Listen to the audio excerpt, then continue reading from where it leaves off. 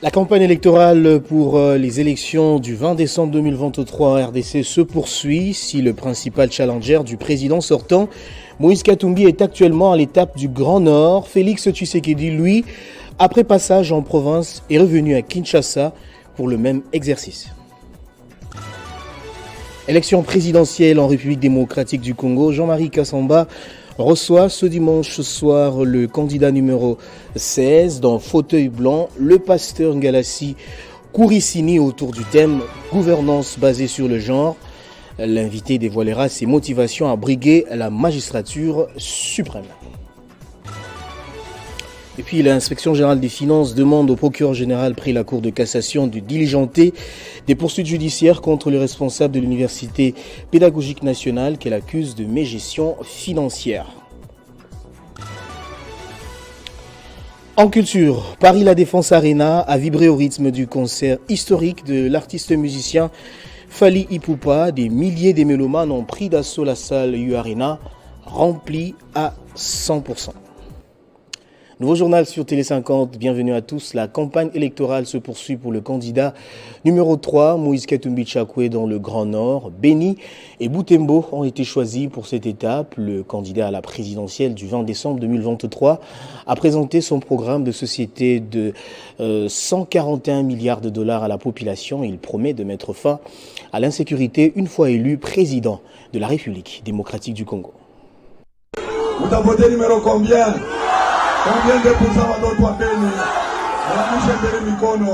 C'est sous une pluie battante que le candidat numéro 3 est arrivé dans la région des Beni, au nord Kivu. Avant l'étape de la ville des Beni, Moïse Katumbi Tchakwe s'est rendu à Oicha, chef-lieu du territoire qui enregistre les dernières tueries des civils par des hommes armés, des ADF, un groupe armé affilié à l'État islamique, accusé de plusieurs violations dans la zone. Sur place, Moïse Katumbi Tchakwe a tenu un meeting et en ville de Beni au niveau de rond-point du 30 juin. Non seulement dans le cadre de la campagne électorale, mais aussi pour compatir avec la population de Beni. Longtemps victime des atrocités des groupes armés, Moïse Katumbi Tchakwe est le premier candidat à la présidentielle de 2023 à se rendre au Nord Kivu depuis le lancement de la campagne électorale. L'électorat du Grand Nord est un électorat très stratégique. Si les motivations diffèrent, le choix présidentiel est fortement dicté par la question de la sécurité, particulièrement cruciale pour cette échéance électorale. Le Grand Nord est actuellement coincé entre deux guerres, ayant un impact néfaste sur l'économie et le quotidien des habitants. Les ADF sévissent à Beni, bloquant l'accès à l'Ituri au nord, tandis que les M23 sont actifs à Rutshuru, bloquant l'accès à Goma au sud. À Beni, à cause du conflit avec les ADF, de nombreux habitants ont abandonné leurs champs de cacao, ont fermé leur commerce. Bien qu'ils espéraient une stabilisation après le lancement des opérations conjointes FARDC-PDF, ils sont surpris par la résurgence des attaques à l'approche des élections.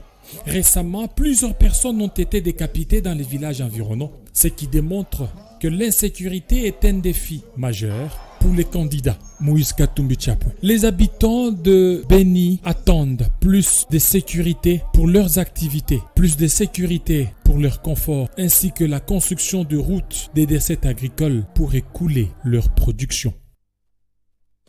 Et puis malgré l'interdiction de tenir le meeting à la tribune centrale de Kindu, Matata Mponyo a réuni les cadres et militants de son parti LGD et d'Ensemble pour la République en vue de les sensibiliser à se préparer pour un accueil chaleureux réservé au candidat numéro 3, Moïse Katumbi Tchakwe.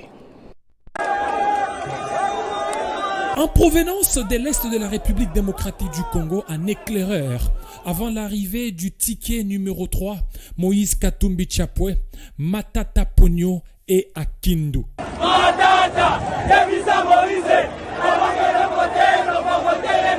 À son arrivée, un monde fou, comme jamais auparavant, l'attendait aux abords de l'aéroport de Kindu, devenu incontrôlable. Les partisans et militants du LGD d'Ensemble, venus par milliers, scandaient des chants en attendant celui qu'on appelle désormais Jean-Baptiste. Matata Pogno à Kindu pour préparer l'arrivée imminente de Katumbi Chapwe, le ticket numéro 3 à l'élection présidentielle attendue ce mardi à Kindu. Inafaa kwenda kuchagua bakandida benye munayo batatengeneza Manyema, haiko vile. Inafaa munachagua watoto wenye wanapenda Manyema, wenye wanapenda maendeleo ya Kongo. Munayua mie nilisha kuchagua njia ya uwezo wa Manyema, haiko vile. Tunachagua njia ya maendeleo ya Manyema, haiko vile. Na njo kandida wetu ku presidence numero 3 Voilà. C'est au pied de l'avion que l'ancien Premier ministre, accompagné d'une foule compacte, a quitté l'aéroport. Au passage devant la tribune centrale, la foule invite Matata à tenir son meeting. Sur place, impossible de le faire car interdit par l'autorité provinciale. Et c'est à la place mythique Mapon que Matata Pogno a livré son message à une population soucieuse de l'écouter sous son choix. Dans son message, Matata Pogno appelle le Manyema à voter pour le ticket numéro 3, Moïse Katumbi Chapwe. Sans doute, Matata Pogno offre son Manyema natal à Moïse Katumbi. La preuve n'est plus à démontrer. Entre-temps à Kinshasa, le lancement de la campagne électorale du candidat numéro 21 par les militants de la coalition Lamuka aurait été empêché par la police venue justement rétablir l'ordre, comme vous pouvez le voir sur ces images. C'est ce qu'a condamné fermement la coalition Lamuka qui exige de poursuites à l'encontre des responsables de la police. On écoute à ce propos Moussa Kayembe, avocat de la coalition Lamuka. Lancer des gaz lacrymogènes, on ne comprend pas quelle raison, personne ne connaît. Donc on interdit même aux Congolais de battre la campagne. Et nous n'allons pas baisser les bras parce que ce pays nous appartient et ce que nous faisons, ce n'est pas pour nous-mêmes, c'est pour la cause des filles et des fils du Congo. Donc nous demandons au commandant de la ville, le général Blaise, toute affaire cessante, il doit interpeller les commandants en chef du district de Tchano. C'est incroyable. Imaginez que ce qu'ils ont fait aujourd'hui aux militantes et militants de Lamuka et que cela s'est passé pour d'autres candidats de l'Union Sacrée à Tchangou, partout à travers la République. Qu'est-ce qui va arriver? Donc, je pense qu'il faut des mesures urgentes et sérieuses, sinon on ne se laissera pas faire. Voilà. Parlons toujours élection générale du 20 décembre prochain. La candidate numéro 22 et 44 intensifie la campagne électorale dans la ville de Kolwezi face à une foule immense réunie dans la salle Naz. Fifi Masuka Saini a prêché la vision du candidat président numéro 20. Elle a conscientisé pour ce faire l'assistance à accorder un nouveau mandat à Félix-Antoine Tshisekedi pour lui permettre justement de poursuivre avec l'élan de transformation de la RDC et particulièrement de la province du Cobalt.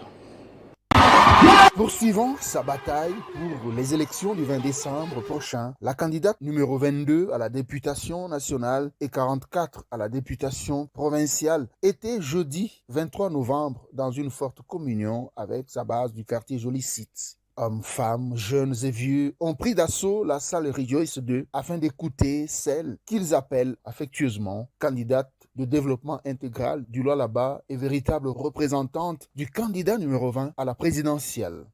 Dans cette salle archicombe, ces Colossiens ont entonné des chants à l'honneur du président Tshisekedi et sa meilleure élève, Marie-Thérèse Masuka Saini, qui, sous son impulsion, change au jour le jour l'image de la capitale mondiale du cobalt. Marie-Thérèse Masuka Saini Fifi a témoigné son attachement à la politique de Félix-Antoine Tshisekedi Tshilombo qui a valorisé la femme à tous les niveaux. La candidate 2244 a appelé l'assistance à voter massivement pour Tshisekedi Tshilombo afin de poursuivre avec l'élan de modernisation de l'ensemble du territoire national.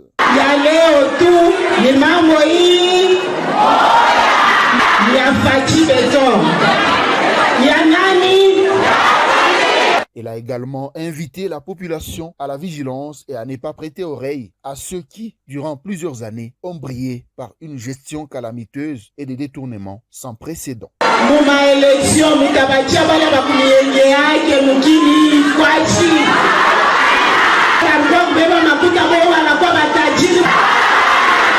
Lualaba, c'est Fachi ou rien, car même le ciel est pour la réélection du candidat numéro 20, porteur d'espoir, et le seul qui a développé le fin fond de la RDC par son programme de développement de 145 territoires, a déclaré Masuka Saini.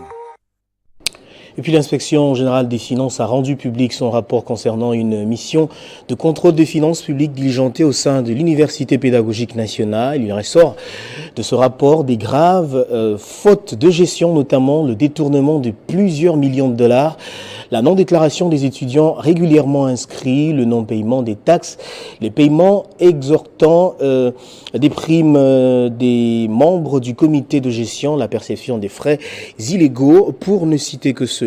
Ce faisant, l'IGF appelle le procureur général près la Cour de cassation de diligenter des poursuites judiciaires à l'encontre du recteur, de l'administrateur du budget, ainsi que tous les autres membres du comité de gestion impliqués dans la mauvaise gestion des deniers publics afin d'en tirer toutes les conséquences légales sur leur comportement indélicat.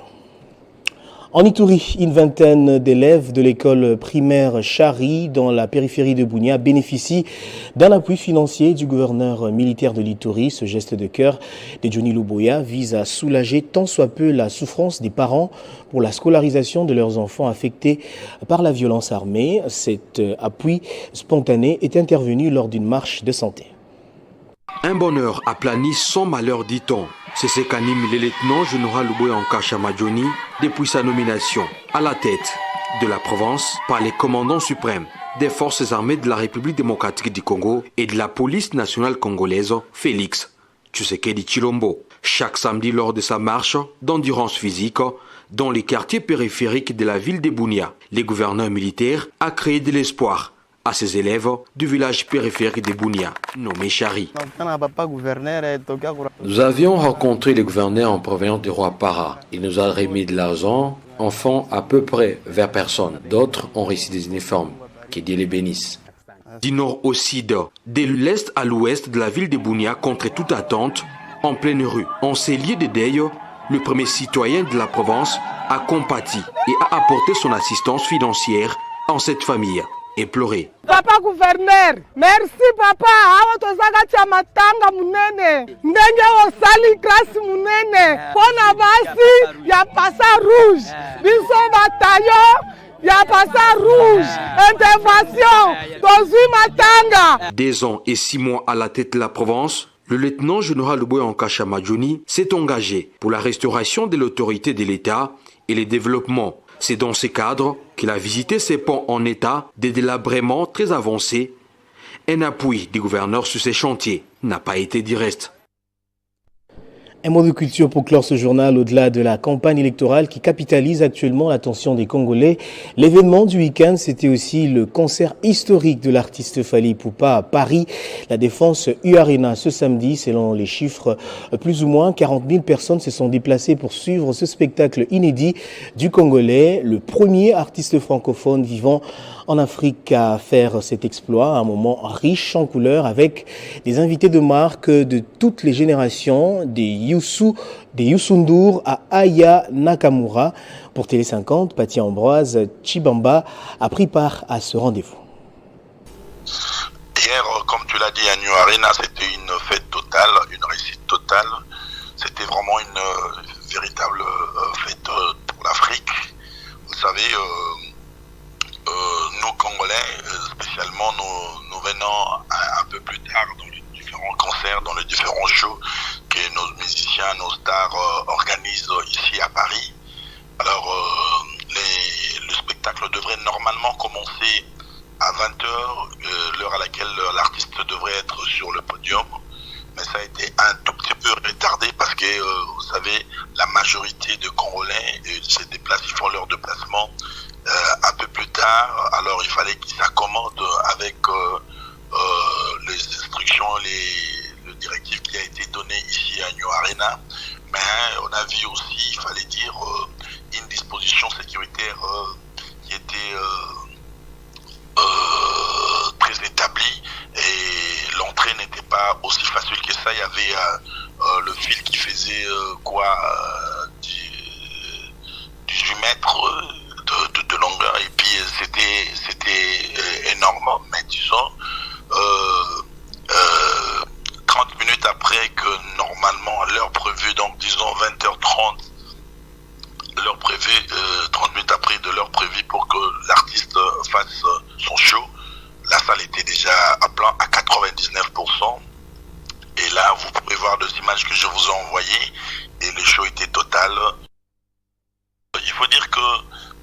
tout à l'heure que c'était une fête de l'Afrique parce que nous avons vu sur scène d'abord le fils de pays, Prince Dadjo, qui a été applaudi et attendu, inattendu, parce qu'il faut dire, qu'il faut préciser que l'artiste n'a pas fait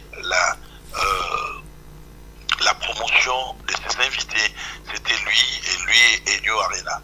Alors c'était des surprises agréables pour que l'assistance voie Prestage à côté de Fali, et il y avait K-Black qui est venu qui ont fait le featuring K-Black, NASA sur le titre Mannequin, et il y avait Mokobe qui était là aussi pour mettre en scène leur featuring qu'ils ont fait avec Fali. Il y avait le doyen, le patriarche Youssou N'Dour. Vous vous souvenez que Youssou N'Dour a fait un featuring avec Fali dans Le Migrant de rêve. Il était là. Mais il faut dire sur les amis qui viennent directement de la République démocratique du Congo, il y avait un certain nombre de artistes qui ont presté avant le spectacle proprement dit, le jeune talent, les jeunes montants, mais vu l'heure, je vous ai dit que Fali, l'artiste, devrait attendre que les quorums soient atteints pour qu'il commence son show, spectacle en couleur et tout. Il y avait de temps qui était comme ça parti, et malheureusement Gaz Mawete, qui était prévu de faire le featuring, qui a fait le featuring aussi avec Fali, qui n'a bénéficié que d'une salutation à New Arena, mais disons tous ses invités ont répondu. À présent, Ayana Kamura était là pour son featuring, et je crois que l'assistance est sortie avec quelque chose d'agréable, et c'est resté dans les annales, et Fali a fait son pari et l'a gagné. Merci beaucoup Paty Ambroise pour tous ces détails. Je rappelle que vous êtes envoyé spécial de Télé 50. Place au rappel des titres. La campagne électorale pour les élections du 20 décembre 2023 en RDC se poursuit. Si les principaux challengers du président sortant Moïse Katumbi est actuellement à l'étape du Grand Nord, Félix Tshisekedi, lui, après passage en province, est revenu à Kinshasa pour le même exercice. Élection présidentielle en RDC, Jean-Marie Kassamba reçoit ce dimanche soir le candidat numéro 16 dans fauteuil blanc, le pasteur Ngalassi Kourissini, autour du thème gouvernance basée sur des valeurs. L'invité dévoilera ses motivations à briguer la magistrature suprême. Et puis l'inspection générale des finances demande au procureur général près la Cour de cassation de diligenter des poursuites judiciaires contre les responsables de l'Université pédagogique nationale qu'elle accuse de mégestion financière. En culture, Paris La Défense Arena a vibré au rythme du concert historique de l'artiste musicien Fali Ipupa. Des milliers de mélomanes ont pris d'assaut la salle You Arena, remplie à 100%. Voilà qui me fait à ce journal, madame, messieurs. Je vous remercie de l'avoir suivi des partout dans le monde grâce à Télé 50.